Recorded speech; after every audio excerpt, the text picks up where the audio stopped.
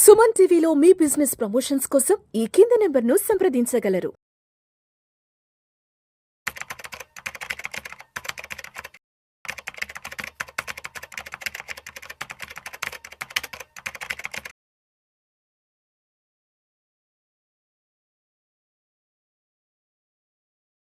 నమస్తే, నేను మీ రేవంత్ చలమల. సో ఈ రోజు మార్కెట్ అప్డేట్ ఏంటో ఒకసారి చూద్దాం. ఈ రోజు డేట్ March 3, 2025. సో ఈ రోజు మార్కెట్స్ అయితే కొంత క్లోజ్ గానే సో ఫ్లాట్ గానే క్లోజ్ అయ్యాయి. నిఫ్టీ అయితే just -5 points, maybe weighted average close అయ్యి ఉండొచ్చు. సో ఫస్ట్ హాఫ్ మాత్రం కొంత ప్రెషర్ చూపించింది. ఒక రకంగా మంచి వాలటాలిటీ అయితే ఈ రోజు మార్కెట్ లో క్రియేట్ అయింది. ఒక పెద్ద డ్రామానే నడిచిందని చెప్పాలి ఒక రకంగా మార్కెట్ లో. సో మార్నింగ్ కొంత గ్యాప్ అప్ అయినప్పటికీ అక్కడి నుంచి సెల్ ఆఫ్ ట్రిగ్గర్ అవ్వటం, 22,000 వైపుగా కంటిన్యూ అవ్వటం, డౌన్ సైడ్ స్లైడ్ అవుతూ వెళ్ళిపోయింది.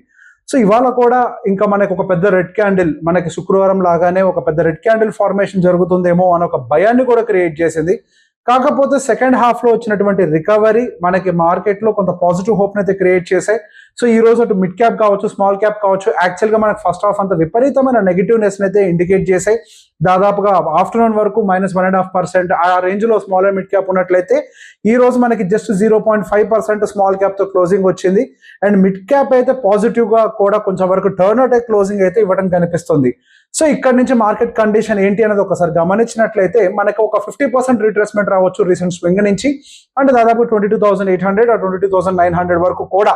అండ్ దాంతో పాటు ఒక లాంగ్ టర్మ్ ట్రెండ్ ఏదైతే బ్రేక్ చేసి కిందకు వచ్చిందో దాన్ని రీటెస్ట్ చేసే ప్రయత్నం కూడా కొంతవరకు జరగాలి. కాబట్టి మనకు కొంతవరకు అప్ సైడ్ చిన్న మూమెంటం. సో బేసిక్గా దాన్ని రీట్రేస్మెంట్ అని అంటాము. ఎప్పుడైతే సెల్లింగ్ ఎగ్జాషన్ అనేది, అంటే టూ మచ్ ఆఫ్ సెల్లింగ్ అనేది జరుగుతుందో కొంత సెల్లింగ్ ఎగ్జాషన్ రావడానికి అవకాశం ఉంటుంది.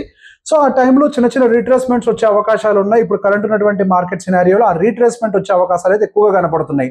సో ఈ రోజు సెగ్మెంట్ వైపుగా చూసుకుంటే దాదాపుగా రియాలిటీ 1.26%, మెటల్స్ 1.18%. సో ఒక మంచి గ్రీన్ మూమెంటంలో అయితే కొంతవరకు అవి తీసుకొని వచ్చాయి. బట్ ఈ రోజు one of the biggest loser కింద మాత్రం మనకి హెచ్డిఎఫ్సి బ్యాంక్ అయితే కనిపిస్తుంది. HDFC is one of the biggest loser.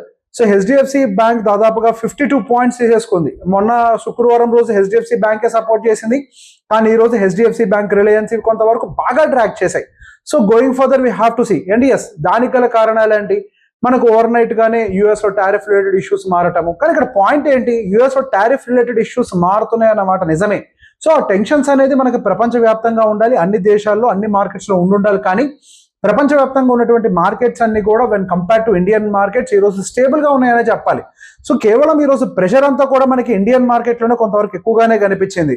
So European markets ఇవన్నీ కూడా బాగానే ఉన్నాయి. ఈవెన్ చైనీస్ మార్కెట్ కూడా ఈ రోజు బాగానే ఉంది. సో యాక్చువల్ టారిఫ్ టెన్షన్స్ వాళ్ళకి కదా. సో మన ఇండియన్ మార్కెట్స్ ఇంతగా టెన్షన్ లో ఉండడానికి అయితే అసలు అవకాశాలే లేవు. అదే విధంగా ఏదైనా Russia Ukraine war related escalation జరుగుతుందనంటే ఆ టెన్షన్ అసలు ఎవరికి కనిపించట్లేదు. సో ఇదంతా కూడా ఇండియన్ మార్కెట్ లో కాన్సన్ట్రేటెడ్ గా మాత్రమే ఎఫ్ఐఐ యొక్క సెల్లింగ్ వల్ల జరుగుతుందని మాత్రమే మనం కన్సిడర్ చేయగలుగుతాం. So going further we have to see వాళ్ళ సెల్లింగ్ ఎగ్జాషన్ ఏమన్నా అయిపోవచ్చిందని కూడా మనం చూస్తుంటే మంచిది. సో కొంచెం టెక్నికల్ గా కూడా మన నిఫ్టీ యొక్క చార్ట్ ని కూడా ఒకసారి మళ్ళీ అనలైజ్ చేసుకొని నెక్స్ట్ మన మ్యూచువల్ ఫండ్ యొక్క డేటా కూడా ఎలా ఉందన్న దాని గురించి చూద్దాము. సో ఈ పర్టికులర్ ట్రెండ్ లైన్ అయితే మనకు బ్రేక్ డౌన్ అయితే జరిగింది. సో మళ్ళీ పైకి వెళ్ళదానంటే వెళ్ళొచ్చు, వెళ్ళకపోవచ్చు. కాకపోతే ఒక చిన్న టెక్నికల్ బౌన్స్ కూడా రావచ్చు. ఒకసారి మళ్ళీ ప్రీవియస్ గా ఏదైతే సపోర్ట్ గా యాక్ట్ చేసిందో ఈ ట్రెండ్ లైన్, ఆ ట్రెండ్ లైన్ ఒకసారి రీటెస్ట్ చేసి ఒక రెసిస్టెన్స్ కింద ఆ తర్వాత మార్కెట్ ఏ డైరెక్షన్ తీసుకుంటుందా అన్న దాని గురించి మనం చూడొచ్చు. సో బేసిక్ గా మనకి ఇక్కడ నుంచి ఇక పైకి వెళ్ళదా, ఈ ప్రాబ్లం కంటిన్యూ అవుతుందా అని అంటే yes, there are some certain issues also. So మొన్న మనకి ఫిబ్రవరి 28 అయిపోయిన తర్వాత March 1వ తారీఖు ఆటో సేల్స్ డేటా అయితే వచ్చింది.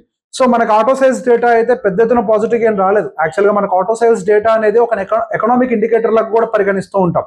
ఎప్పుడైతే ఆటో సేల్స్ డేటాస్ అనేవి రివైవ్ అవుతూ ఉంటాయో సహజంగా మనకి కొంతవరకు కన్సంప్షన్ బూస్ట్ అవుతుంది అనేది ఒక ఎస్టిమేషన్ ఉంటుంది.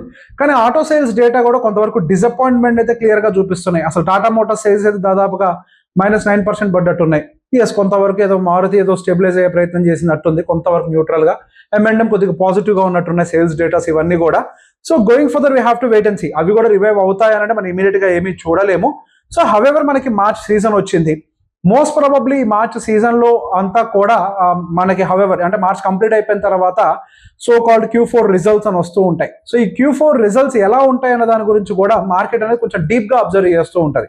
సో దీంతో పాటుగా మరి కొన్ని పాజిటివ్ ఆస్పెక్ట్స్ ఏంటి అని అంటే మన జీడిపి డేటా కొంతవరకు ఇన్ లైన్ విత్ ఎక్స్పెక్టేషన్ వచ్చింది. టూ మచ్ ఆఫ్ పాజిటివ్ అనకూడదు అండి, కానీ ఇన్లైన్ విత్ ఎక్స్పెక్టేషన్ రావటం అనేది ఇంతకుముందు ఏదో 5.8 వచ్చింది, ఇప్పుడు 6.8 వరకు వచ్చినట్టుంది. సో ఇన్లైన్ విత్ ఎస్టిమేషన్ రావడం కూడా ఒక రకంగా మనకు పాజిటివ్ న్యూస్ అనే చెప్పాలి ఇప్పుడున్నటువంటి సిచ్యువేషన్స్ లో. సో ఈ మార్కెట్ కండిషన్ లో మనకుండే ఒకే ఒక negative news, there is undoubtedly FIs selling.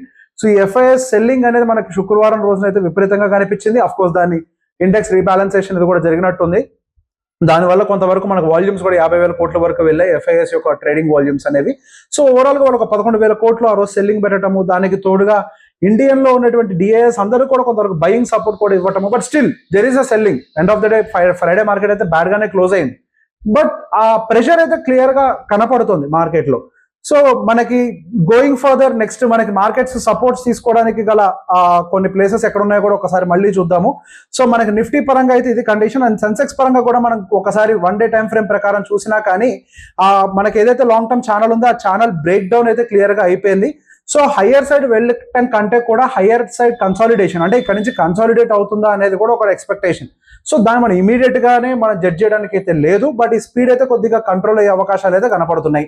So ఒకసారి మనం మ్యూచువల్ ఫండ్ డేటా కూడా ఒకసారి చూద్దాము.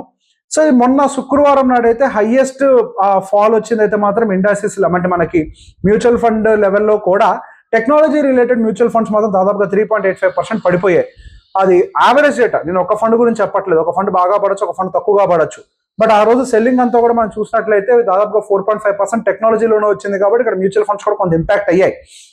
అండ్ దాని తర్వాత పిఎస్యూస్ కానీ కన్సంప్షన్ కానీ ఇవి కూడా కొంతవరకు ఇంపాక్ట్ అయితే అయ్యాయి.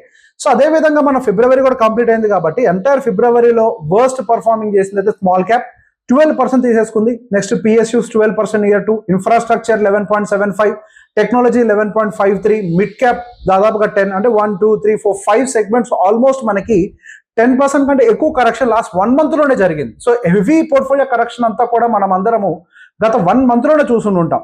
ఈవెన్ మనం 3 months డేటా ప్రకారం చూసినా కానీ మనకి స్మాల్ క్యాప్ సెగ్మెంట్ ఆల్రెడీ మనకి టోటల్ అంటే యావరేజ్ డేటానే 20%, 21 అనుకోవచ్చు ఒక రకంగా, near to 21% the last 3 months.